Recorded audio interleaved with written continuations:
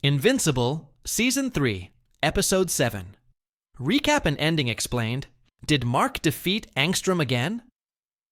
The sixth episode of Invincible Season 3 was largely centered around Powerplex's revenge plot against Mark, because he had lost his sister and niece when Nolan and Mark's fight decimated Chicago. Mark spends most of the episode's runtime ignoring Powerplex, as he is the defender of Peyton Penitentiary now. The city and the rest of the world are the GDA's responsibility.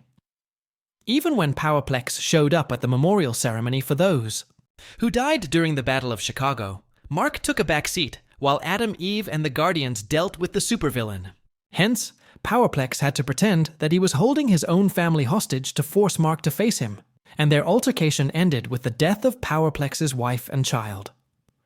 Mark was understandably heartbroken after this incident, but it was the least of his worries because, as seen in the episode's post-credits scene, Angstrom Levy was still alive and was planning to invade Mark's reality with an army of evil Mark Graysons. Did Mark defeat Angstrom, or was Earth taken over by the evil Graysons in the 7th episode of Invincible Season 3? Let's find out. Earth is invaded by evil Marks. The opening of Invincible Season 3, Episode 7 turns back the clock to the finale of Season 2, where Mark punched Angstrom so hard that his head exploded. Mark returned to his reality with the help of an alternate version of the Guardians, thinking that he had killed Angstrom. But Angstrom was actually alive. He had opened a portal to a dimension run by a Hellraiser-inspired race called the Technicians, and they made him whole again. While Angstrom initially aimed to defeat every variant of Mark in the multiverse, after being resurrected, he chooses to make an army out of the variants and unleashes them on the Mark that we know and love. We don't get to see why his motivations have changed, or how he has convinced all these Marks to unite for a singular cause, though. Angstrom says something about making Mark's reality hate Invincible, because even if everyone knows that their planet's Invincible hasn't caused all this damage, every time they think about it, they're going to inevitably hate their reality's Mark Grayson. He also tells the evil Marks that if they do his bidding, then he'll give them everything they want. But I'm sure all of them have different demands, so either Angstrom has actually figured out a way to appease all of them, or he is just lying. Anyway, we see Angstrom opening a bunch of portals into Mark's reality, and a bunch of variants, who are being monitored by Angstrom's drones, enter through it with the intention of destroying the planet. Obviously, this interrupts Mark and Eve's conversation about why the latter doesn't want Mark to meet her parents, and they fly off to save the world. All hands on deck, oblivious to what's going on out there, Rex helps Ray move into her new home. But it doesn't take too long for one of the Mark variants to shake the very ground that the couple is standing upon. Rex decides to head out, and when Ray prepares to go with him, Rex tells her to continue with her house shifting, because it has taken so long for her to hang up her supersuit, and he doesn't want her to get back on the proverbial horse so soon. Mark goes to Peyton Penitentiary and faces off with the Mohawk version of himself.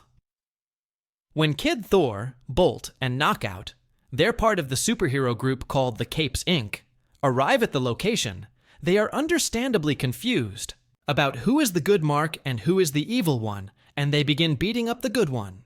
They eventually realize their mistake and allow Mark to head out to all the other locations that have been affected by this invasion.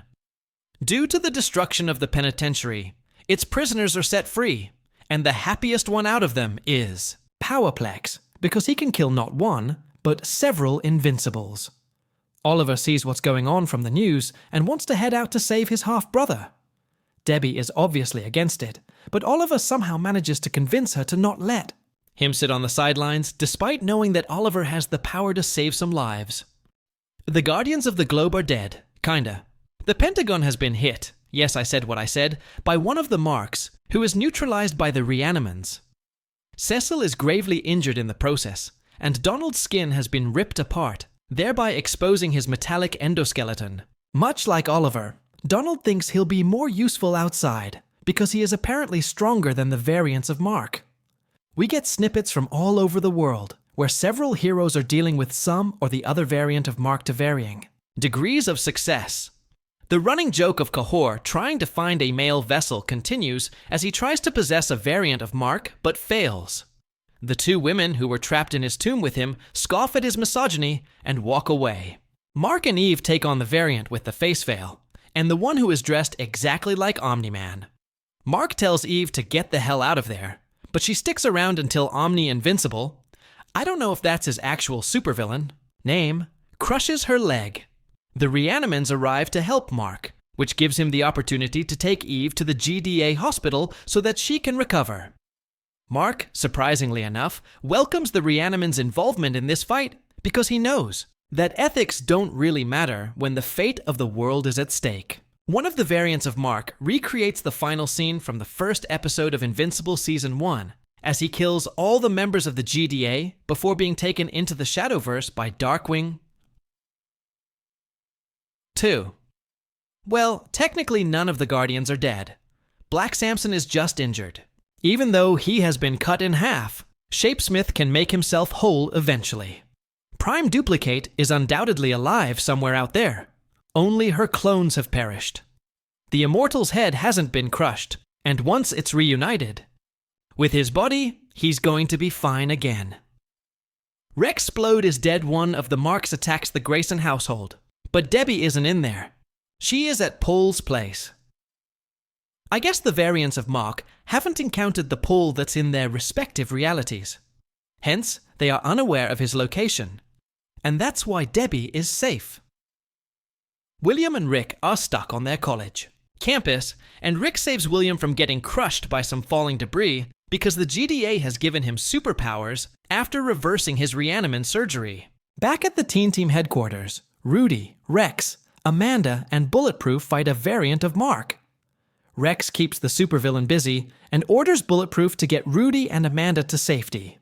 As soon as they are out of the building, the variant of Mark catches Rex by the neck. However, instead of killing Rex instantly, the variant tries to savor the moment. Rex uses this opportunity to turn his own endoskeleton into an explosive, and he detonates himself, killing himself as well as the evil variant of Mark. Ray, Bulletproof, Rudy, and Amanda watch this from afar, shocked that Rex is no more. This is a particularly effective moment, because Rex always said that he was all about the superhero life. He never wanted to live like a regular human being, and he died doing what he loved. So, to be honest, the only sad part in all this is that the last thing that Rex saw was the face of his friend. In case you were wondering if Rex can be brought back like the rest of the superheroes, I don't think that's possible because there's nothing left of Rex anymore. Unless Rex's consciousness has been uploaded somewhere, and the GDA's recovery team can put that into a new body, Rex is permanently dead. So are several superheroes all across the world. A superhero named Britt pulls out whatever is left of Donald. Everyone's favorite GDA employee is fine, but the same can't be said about the world, which is in flames. Angstrom is defeated, again. Cecil tells Mark to head back out there, because humanity needs all the help that it can get. But Mark doesn't want to leave Eve's side. It's only when, on the third day of the attack, Cecil informs him that Angstrom has entered the picture that Mark decides to hit the skies again and face his nemesis one more time. By the way, before all that, we kind of get an idea of Angstrom's deal with the evil Marks. Apparently all these variants of Mark are invaders, and they want to take over various dimensions. Well, one of them wants to meet Debbie, and another one wants to reunite with William. But yeah, Angstrom got all of these guys to be a part of his army by promising to take them to all the realities out there and let them live out their weirdest fantasies. In exchange, they deliver, let's say, Prime Mark to Angstrom. However, since the invasion has led to the deaths of many of the variants, the surviving ones are not interested in partaking in Angstrom's quest anymore. They just want Angstrom to give them what they were promised and put an end to this madness. When Angstrom refuses to do so, because the evil Marks are not holding up their end of the deal, the variants try to attack Angstrom. So, Angstrom opens a bunch of portals and sends the variants to the wasteland, where Prime Mark had almost killed Angstrom. With all of the evil Marks out of the way, Angstrom proceeds to fight Prime Mark with the help of his drones. Mark manages to get the better of Angstrom, but he hesitates before killing him again. Oliver shows up and urges Mark to finish Angstrom once and for all. Angstrom uses this delay to open a portal and travel to the realm of the technicians. Mark gets a hold of Angstrom's hand, so when Angstrom closes the portal, the supervillain's arm gets cut off. Angstrom orders the technicians to fix him, but the technicians refuse to help him anymore. Apparently, Angstrom had struck a deal with the technicians as well, and had failed to hold up his end of the bargain. Now, Angstrom is going to do the technicians' bidding for the rest of his life, or give up his body parts so that the technicians can experiment on them. Therefore, even though Mark failed to actually defeat Angstrom, the supervillain has essentially been decommissioned. I don't think the technicians are capable of pity and mercy. Hence, there's no chance that they are going to go soft on Angstrom and let him out.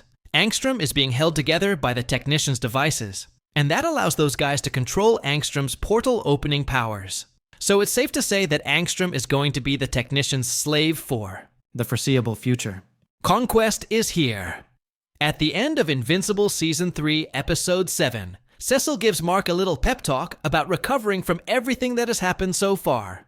Mark agrees to help the GDA, but that doesn't mean he is rejoining the Guardians. As soon as Mark and Cecil arrive at one of the wrecked sites to help the survivors, Powerplex attacks Mark. His cries of anguish that Mark is the reason why all this has happened kind of underscore the fact that Angstrom's plan is a success. Powerplex is apprehended, but just like in the previous episode, he isn't entirely wrong. Mark seeks some solace by sitting beside Eve, who is still unconscious, but that's interrupted by Eve's parents, who are there to visit her. Eve's father acts insensitively, but Eve's mother is the exact opposite, and talks to Mark really sweetly. As mentioned before, the immortal is resurrected, and he is reunited with the love of his life, Duplicate.